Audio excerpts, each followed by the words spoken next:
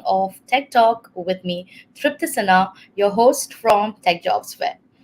Today, we are about to dive into a very exciting discussion that might be a game changer for all of you. Today we are joined by our special guest, Alan Stein. Hi, Alan. Hey Tripty, how are you? Nice to see you. I'm doing good. How are you? I'm doing fantastic. I got my coffee and I'm ready to go for the day. Uh, Lovely. I'm here in New Before we York, so dive, it's morning. yeah, sorry about that.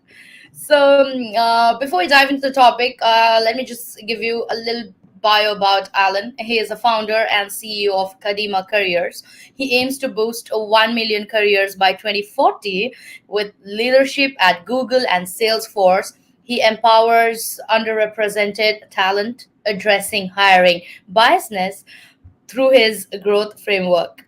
And outside work, he enjoys family time, travel, and podcasts. So, this is like a little summary from my end. But, Alan, I think, you can give us a detailed info about yourself. And yeah, I think you can tell us a little more about yourself before we start with the discussion on today's topic. Yeah, thanks, Tripty. So throughout my 25-year career, I've worked for 21 companies. I've had 29 jobs. I've worked for 38 bosses at some really good companies. So I know how to get into these companies. And I've also hired lots of people at Google and Facebook and Salesforce and Tableau and American Express. So I know how to get into those companies also. So Mhm. I'm here to share the real deal on how to get more interviews, more offers, and more money at the FAANG companies or whatever company you want. Yeah, I think that's going to be a game changer for all our job seekers here, right? We're very thrilled to have you. Thank you for joining us today. And today's session is all about understanding the inside secrets to get into the FANGs and the top tech companies. Alan, what exactly is the FANGs?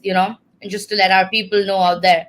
So FANG is a name that came up about like 10 or 15 years ago. It stands for like the biggest, best companies, biggest, best tech companies, generally to work for, and also from a profitability perspective. It was Facebook, Apple, Amazon, Netflix, Google. That spells FANG. Now they're more often people talk about the Magnificent Seven, and they include NVIDIA in there. They include Microsoft in there. Sometimes Salesforce is included in there as well. But essentially, it's a representation of the top tech companies in the world.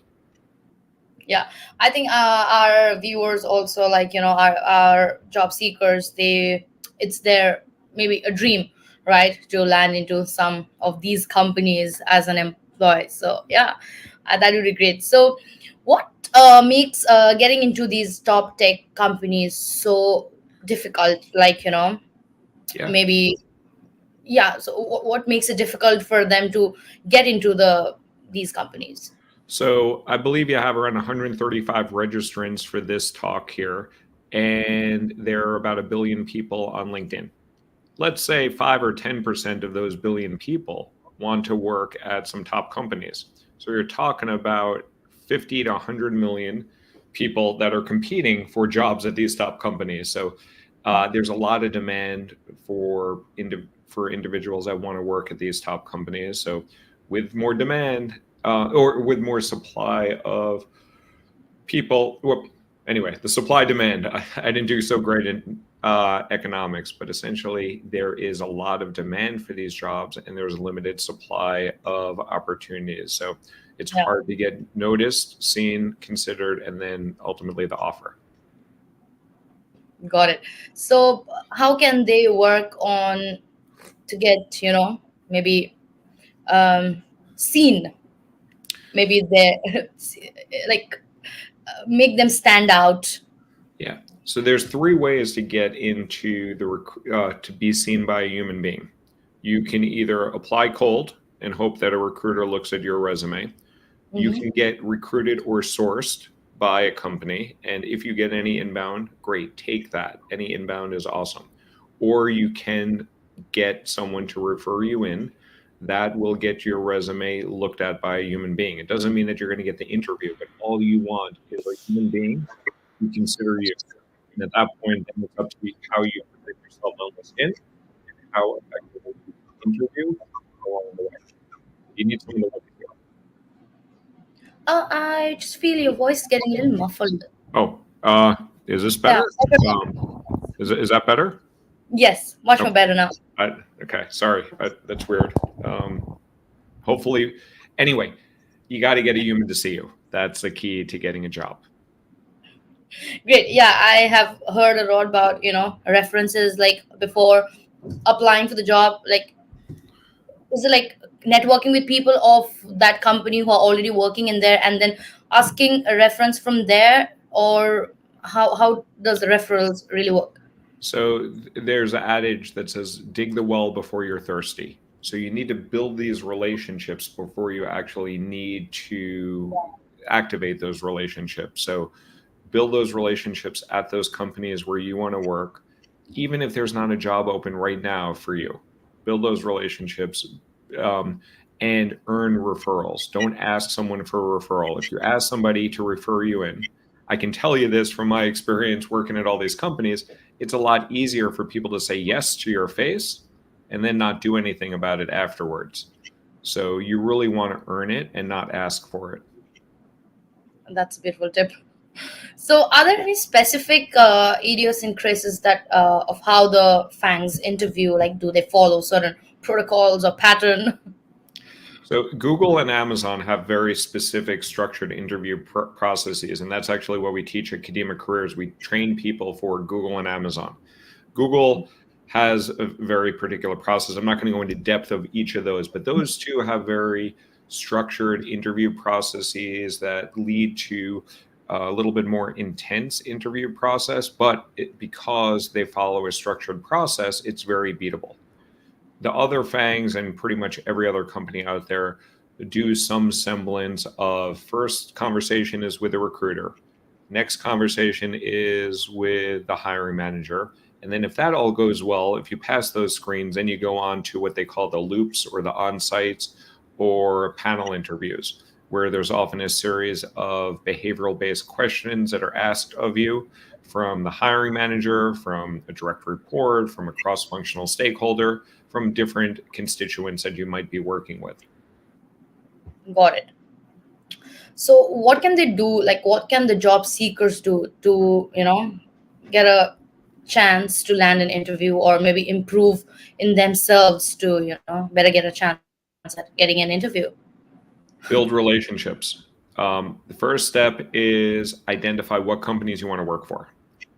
Second step is and identify those companies, define those companies. And I highly recommend people start with at least a list of 40. If you're only looking at the FAANGs, it's going to be tough to get into the FAANGs. It's not impossible, but I would say include the FAANGs plus add another 35 companies.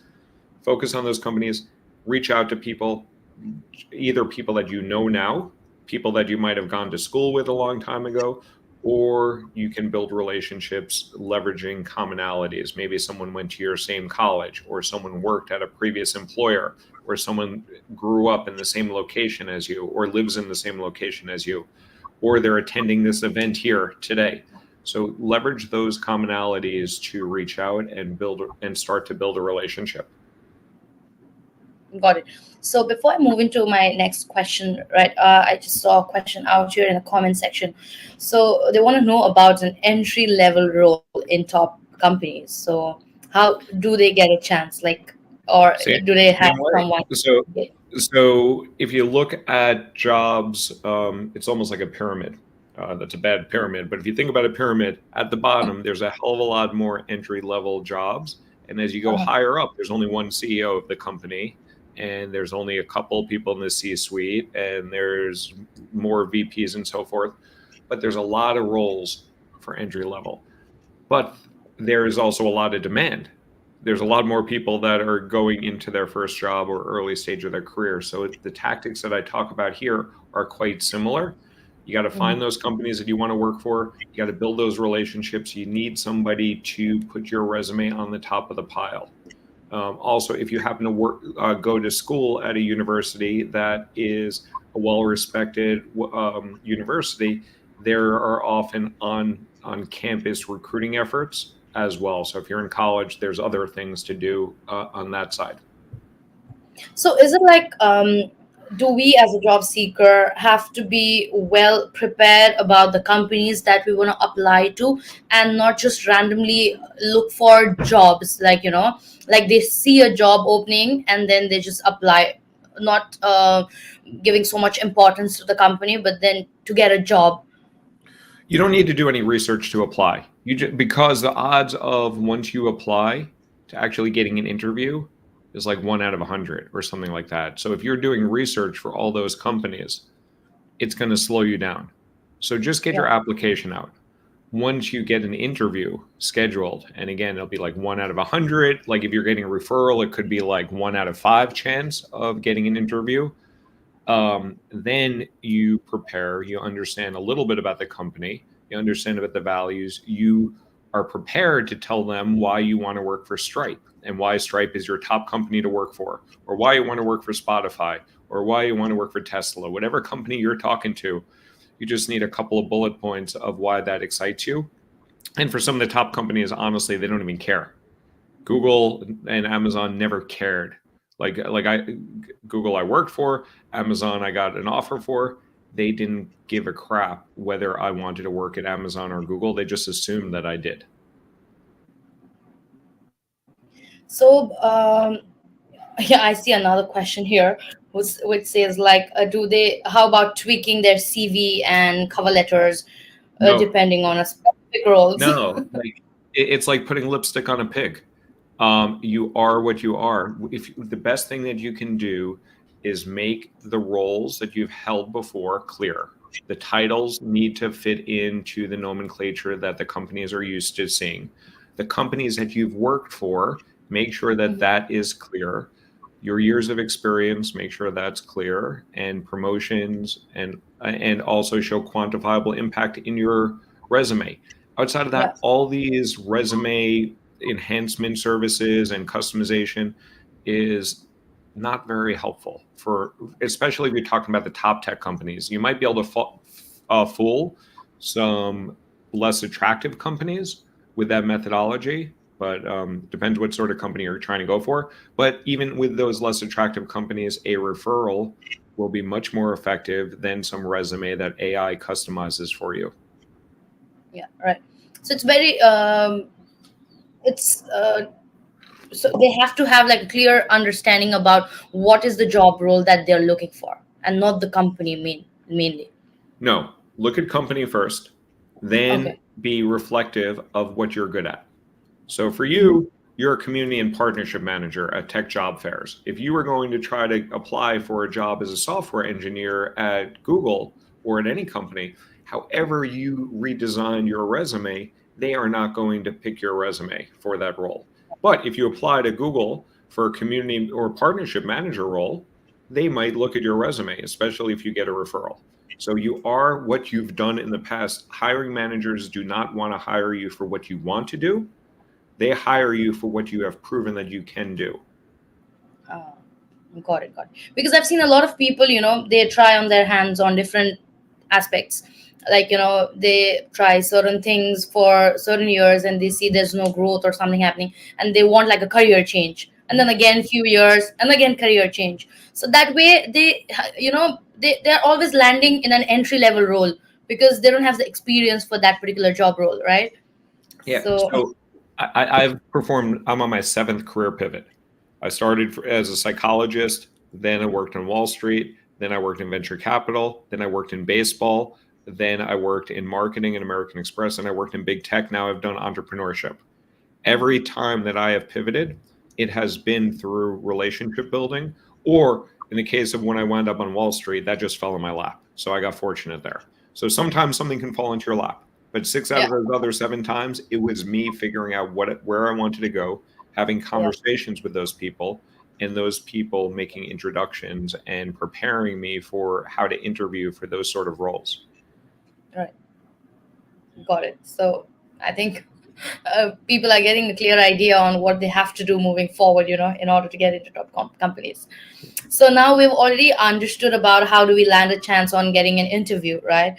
But now is the main task, how they present themselves at the interview. So how can they improve the chance of converting the interview into an offer? Great question, Tripti. So there's Okay. three different stages of the interview. First is the recruiter screen. So the recruiter is seeking really two pieces of information. Actually, one, just like one piece of information. They're trying to figure out, are there knockout factors? Can you not do the requirements of the job? Are you not willing to be located where the job needs? Is the compensation out of the range? You want to make sure that you do not eliminate yourself for any of those questions. You want to answer in the affirmative, and you want to be flexible so that you do not get rejected by the recruiter. Because a Mhm. recruiter is deciding, am I going to invest the time of the hiring manager to meet with this individual? So then when you go to the hiring manager is assessing two things. Can you do the job? So they know what this job needs to be done because they created the role and they're hiring for the role. And can I manage you? Because I'm going to be your boss. That's what the hiring manager is doing. And if the hiring manager signs off on that, and those two are usually called screening calls, not really Mhm. interviews, although from the candidate's perspective, it's an interview, then the hiring manager is making a decision. Am I going to invest four people's time, including mine again, to meet with this individual for 45 minutes each as part of the loops? Mhm. And so at that point, at the loop stage, now you are competing with like 4 to 5 finalists for one role most often. And they are assessing you, especially at the better companies like Google and Amazon, in a very structured way, very consistent way. And they're just comparing you of how you do versus other 4 to 5 competitors that you're in the mix with. Right. So, do they have this session together, or like they have it separately, right, with different people? All Yeah. So, the so universe, first, first you have a recruiter screen. That's yeah, usually 30 minutes. If that goes well, they'll say, okay, we're going to set you up for the next step. Then it's a hiring manager. That's yeah, probably a week or two later. If they move you onto the loops, then the recruiter will be in touch with you and often say, hey, we want to invite you on site or do a virtual day with you. And we got to get your schedule because we need several hours for this. And then they will got it. schedule usually 4 interviews, 4 or 5 interviews with 4 different individuals. Typically, it's one on one. So it's like 4 one-on-ones. Occasionally, some companies do it in groups. Those companies actually, I think, do a poorer job of assessing the candidate. But in most Mhm. cases, you will meet with a series of people. It's often called the loops or the on site or the final round of interviews. Right. So, right now, as you see, everything's moving remote, and remote jobs are getting, more heights, I feel, and it's getting more viewed, and people want remote jobs because they want to be in their comfort zone, they want to be in their house and then work. So, do these top tech companies offer remote job roles, or Some of, are they typically on site? some of them do. Some of them are flexible on different roles. Some roles require on site. Some roles require hybrid. The companies have different policies. Um, Salesforce, where I was working at during COVID, before COVID, Salesforce had 17% of its global staff remote already. So Right. after COVID, I don't know what the numbers are, but I'm sure it's more. So companies are flexible with it, especially with sales roles or roles that don't necessarily require a lot of collaboration and on site meetings. All right. So, I think now, we have, all of us know, like there's so much layoffs happening in tech and like in every industry right now. So, should people still focus on applying to top tech companies despite of all the layoffs, or should they, rather take a chance of, maybe getting into some startups to, restart their career and all that, or even start their career? I always tell people shoot for the moon. And if you shoot for the moon, you'll land amongst the stars. There are still lots of jobs out there. Google, like I'm just looking at our list now, Google has 2,395 jobs open right now. That's up by 100 from last week. Apple has 4,236 jobs open. Microsoft has 4,154 jobs open. Meta has 1,560. So I can go down the list. Hmm. These companies are still hiring. You could look at startups. people, but I would ask yourself, why are you looking for a startup? Are you looking for, like, what is the benefit of going to a startup? Just ask yourself that. I've worked for startups. I've worked for some startups that became quite valuable. Like I worked for Datadog before it IPO'd, and I saw that becoming a good company. I didn't stay with it. I was just there as a contractor.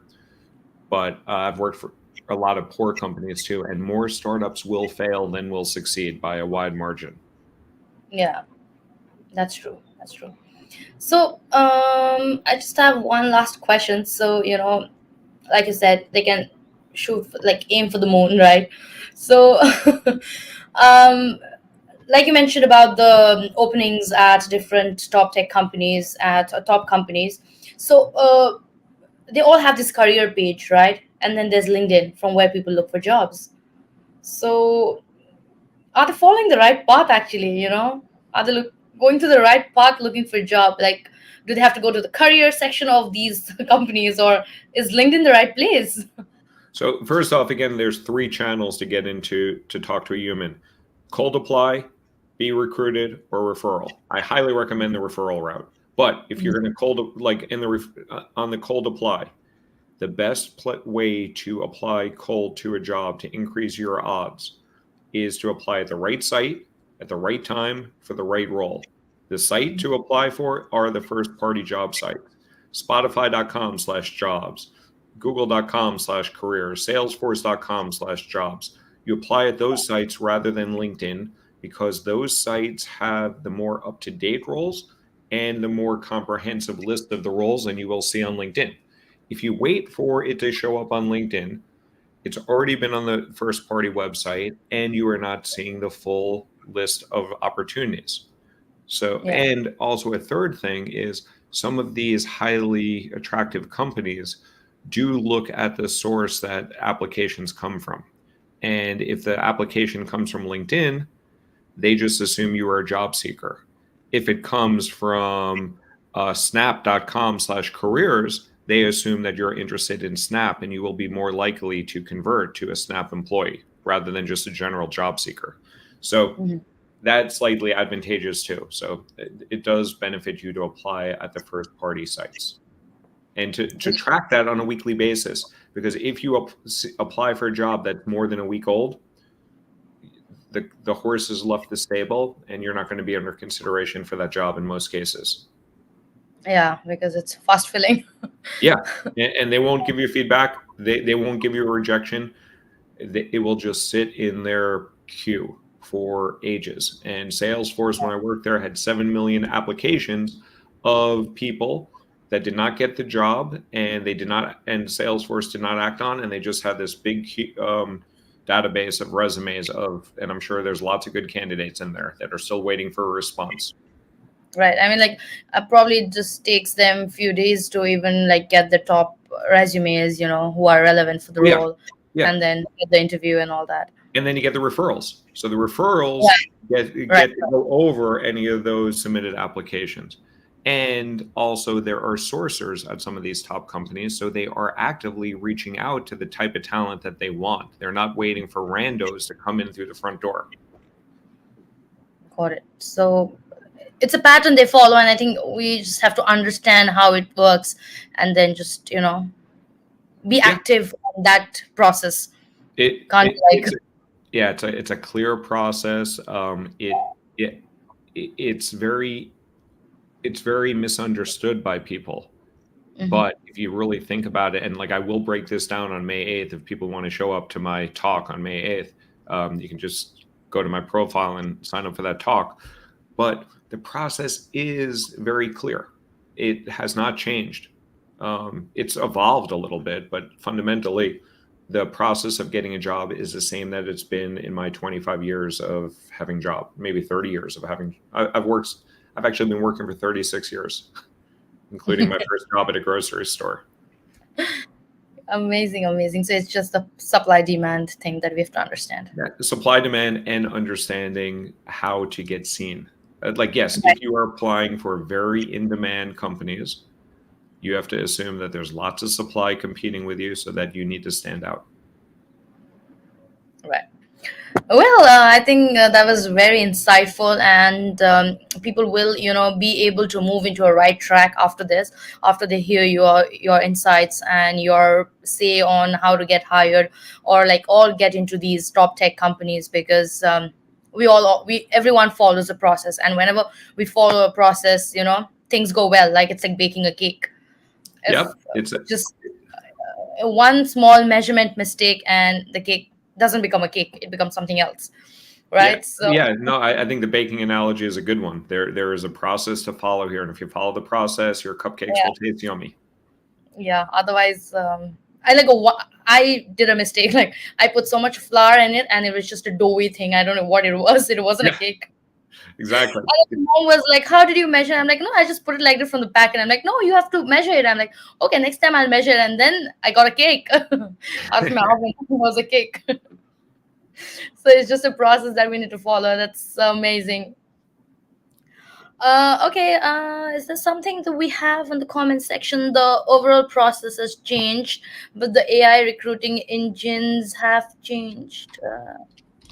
AI HR recruiting engines. I don't really understand the comment here. Probably they're thinking it's about how AI has come into picture now, and has that changed the hiring process or even resume viewing process? Um, no, not really. What AI has allowed, like AI has created lots of tools and lots of ability for us to create a clearer resume, Mhm. for us to communicate more effectively and efficiently, for us to predict the questions that are going to be asked of us. But AI is not really being used much to assess the candidates. Some of these, there, it's not. It will be, and it essentially is being done by humans now. But the way that they are assessing and deciding on candidates is still dictated by the human decision. Maybe that Mhm. will change. But right now, there's 4 people or 5 people that will interview the candidate. They will huddle up and make a decision on if they want to hire Tripti or not. And it would Yeah. be better, honestly, and there's research on this, that it would be better if they allowed an algorithm or AI to decide that. But for the humans think that they're better deciders of talent. So I think it'll take a while to be replaced there. Amazing. And also, I think he just missed a not in the comments, so he meant to say the process has not changed. It no, it hasn't. It's evolved. Like when I first started interviewing for things, I would hand my resume into a place, then I would mail it in, then I would send it via fax, then email. Now you just submit it online. Um, Exactly. but it's essentially like it's most of it, most of the process, the operations of getting a job are not that different. It's just it's more competitive. Yeah, that's true. You just have to be very active, and you just have to be, ready to grab that chance that you get, and not be there like things might fall in place. Yeah. They have to be hungry for it. You have to be hungry, but you also have to you have to, yes, and you have to work. You have to work and perform the actions that will Yeah, get you the results, because it's also landing a job is frustrating. You get rejected lots of times. yeah, Last time I applied for a job, I applied to 300 jobs. I got 47 interviews, 20 final rounds, 5 offers. But 5 offers out of 300 means that 295 times I got rejected, and 165 out of those 295 times, I have still yet to hear back. I've been ghosted essentially by those companies. And that was in 2021. So I'm not expecting to hear from them anytime soon. great, amazing. Yeah, I'm like, yeah, I can understand. Yeah. So amazing. Thank you so much, Alan. Your insights were absolutely valuable, but we do have some time constraints, which Yes. is why we have to bring the I session got to to an actually go see a client. So yes. yeah. So of course we can always come back and do another session in the future on a different topic. But thank you so much for joining us today. And before we wrap this up, is there any tip or anything that you want to add from your end to our viewers? One, follow me or reach out to me on LinkedIn. I'm always happy to connect. Secondly, own your career. Like it's your career. If you don't focus on your career and you don't take proactive action, no one else will. Thank you so much. And guys, if you are looking forward to start your career in tech industry, we have multiple events coming up, both physical and webinar, like virtual events. So you can always go and log on to techjobsfair.com, and if you're a job seeker, you can get your free tickets. So this was great. Thank you so much, Alan. I'll see you all again. Until next time. Bye-bye. Bye-bye. Thank you for having me. Thank you so much.